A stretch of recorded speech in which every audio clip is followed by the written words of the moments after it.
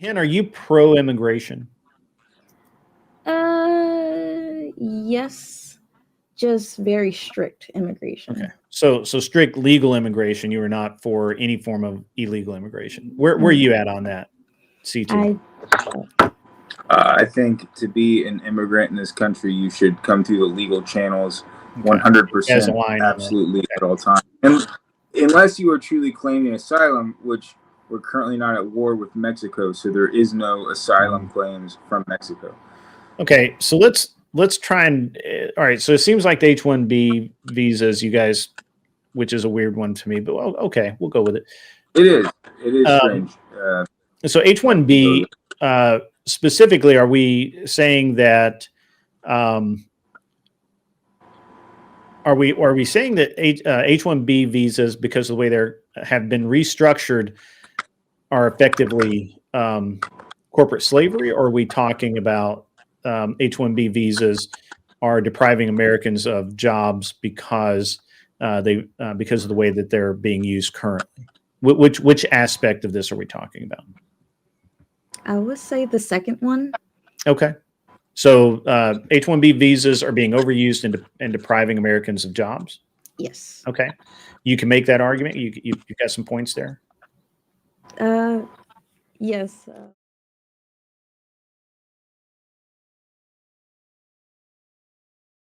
Hen, are you pro-immigration?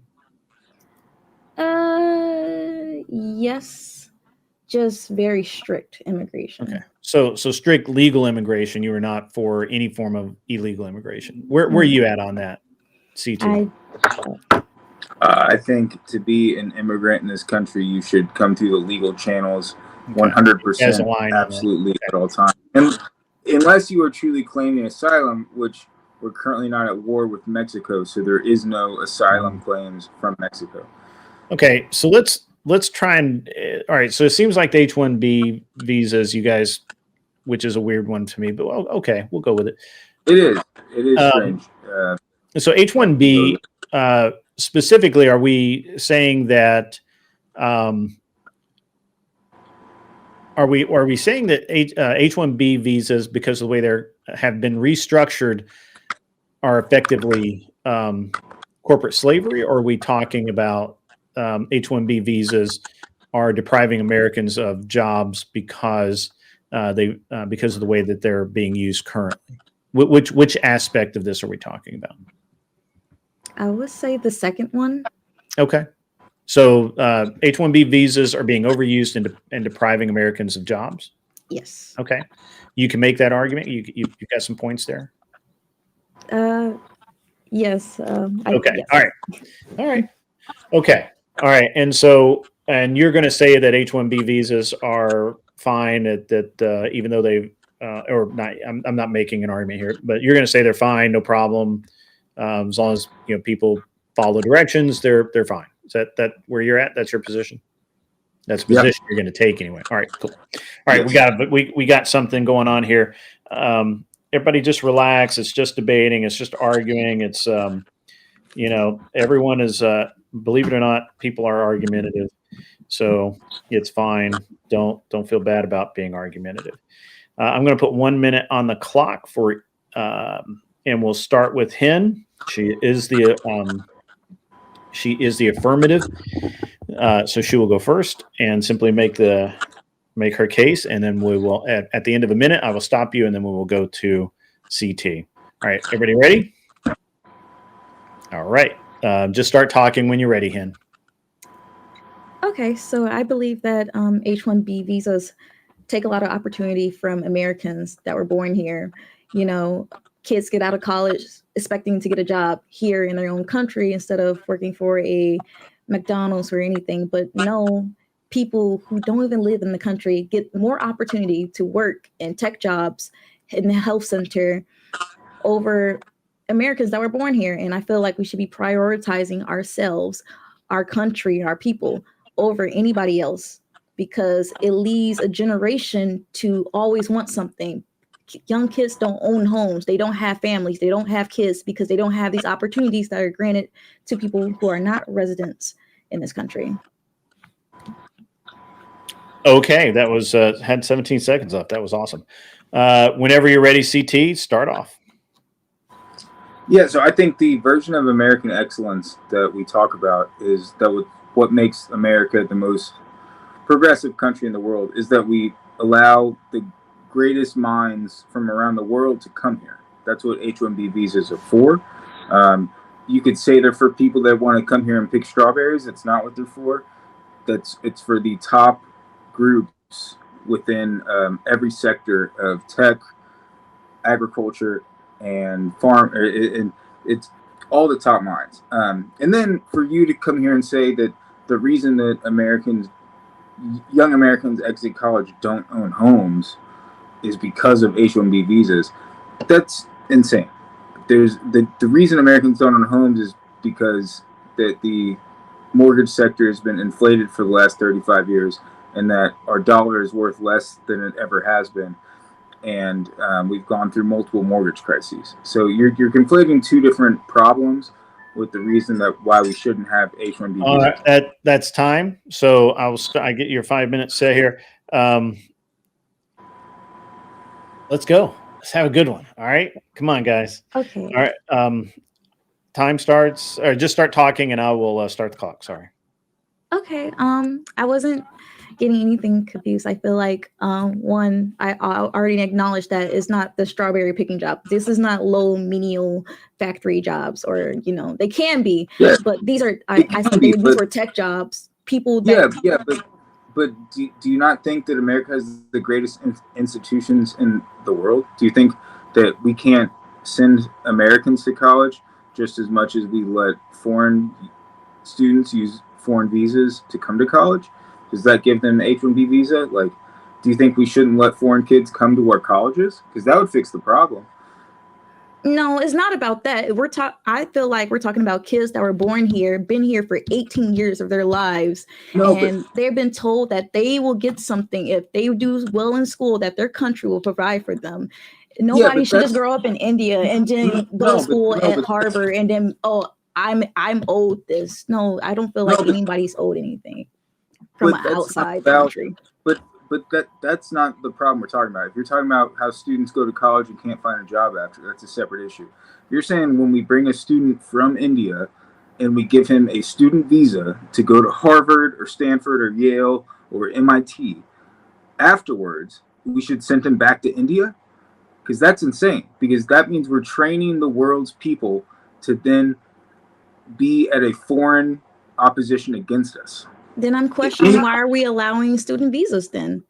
If we're doing student visas and doing H-1Bs, why are we not prioritizing our own?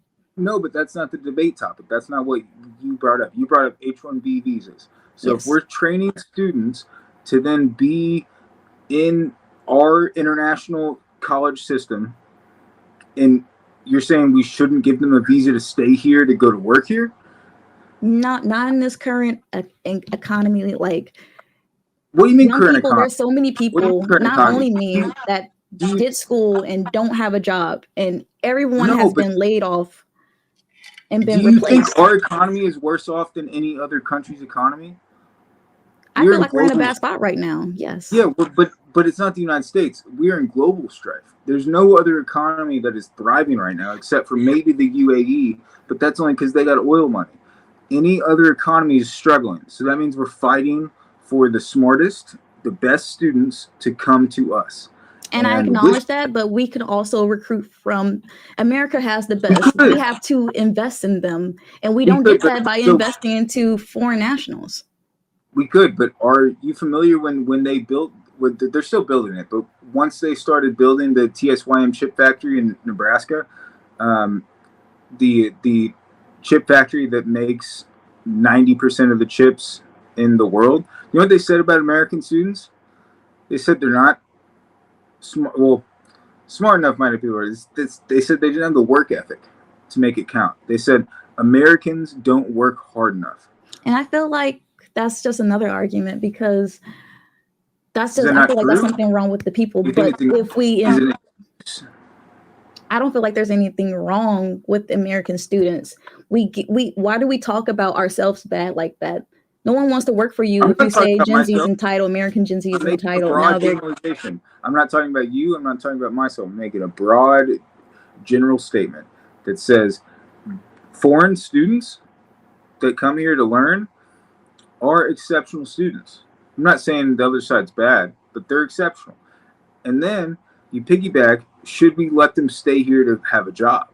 I'm saying if we bring in these students to go to schools here to get these high level degrees, and then at the end of it we say they have to go back home to use those high level degrees, that's insane. We are yes. training our enemies. We don't have to train them. So we shouldn't have student visas. Well, that's another argument that, yeah, I don't think we should have student visas because I feel like we should be prioritizing American kids to get them into these jobs instead of having every CEO is a foreign country. They came here, born from somewhere else. I feel like it shouldn't be like that. I feel like somebody in that country should have got that job over someone from another country. But how do you be trained to be a CEO? Are you a CEO? Do you know what it takes to run a Fortune 500 level business? No, but I know an American can do that job though. 100%. We have the best Are you schools sure? and we have the best schools in the world, and we have the best people in the world. Yeah, but a percentage of the schools are filled with foreign people.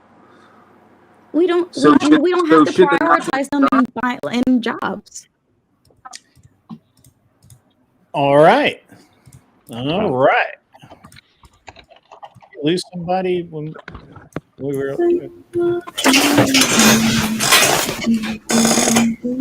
I so love that argument.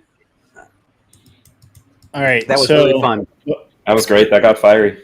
Yeah. All right. So I'm going to start with Cleaner, then my man Anson, and obviously Tyler can close it out. Let's go. Let's go. Yeah. Right off the bat, during opening statements, Hynaita had 4 points just with one argument because she followed a really good structuring, which showed with the audience there was a couple of comments to it. She made a claim, had evidence in there, and an impact. And it was very generalized because this is a 1 minute speed debate, right? You can't put a whole lot of data or evidence in a 1 minute speed debate. But it fit the format and it worked out very well. And she held to that throughout her arguments. So I gave her a full 4 points for that because that was absolutely awesome. Overall, throughout the meat and potatoes of the arguments, it almost went tit for tat, but I think that she came back with some more stronger arguments against the refutations that CT had, and she had just a little more command over the argument itself whenever they were making their tit for tat arguments and refutations. And so she got it over CT by 5 points. Okay. Anson, that means it's your turn. Oh yeah, hey yeah.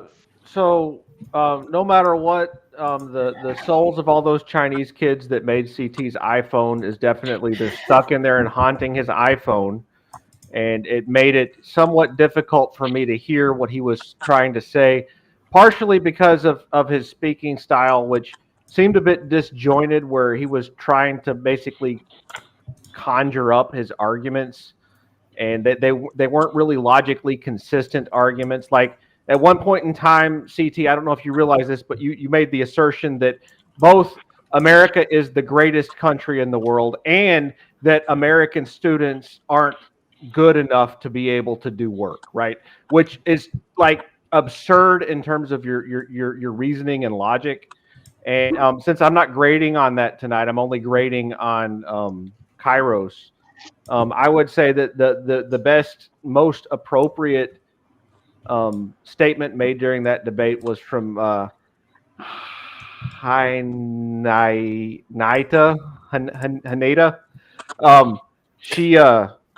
She said, I don't think anybody is owed anything. And it was like a kind of like a zinger reply to something that CT had said at some point. And I thought it was a really, really good example of what you need to be doing during a debate. Y'all didn't have a whole lot of that. It was super close. So I'm going to give it to Hynaita. Hynaita. That's her Gibbs influence on her. Yeah. He's very good at those zingers, and I've been trying to get more of that in. So H-1B visas are bad. She came in with a claim H-1Bs take opportunities away from Americans, and I think CT, a couple of your arguments. The first one, you brought up strawberry picking, and she immediately jumped all over you for that you misquoted her in your assessment. And instead of even saying, I fucked that up or got that, you just immediately pivoted to American greatness and asked about H-1B visas. I think your tactic to go with attacking student visas as well and saying, look, we're training all these people. Do we just want to send them back? And she's like, no, don't fucking train them either, is a great way to smack down. I didn't see a killing blow in your questioning and your attacks on her argument. You didn't make, it's not like you didn't make good points.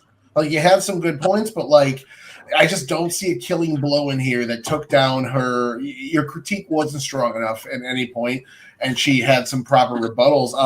I really wish she would have said, look, H-1B visas are also temporary. You bring in a high-skilled worker for like 9 months, and then she did get the argument, but she didn't land that punch that these are just 9 month to 1 year visas. But she did say if we don't have them coming in, then these companies are forced to invest into American workers and build them up from the ground up.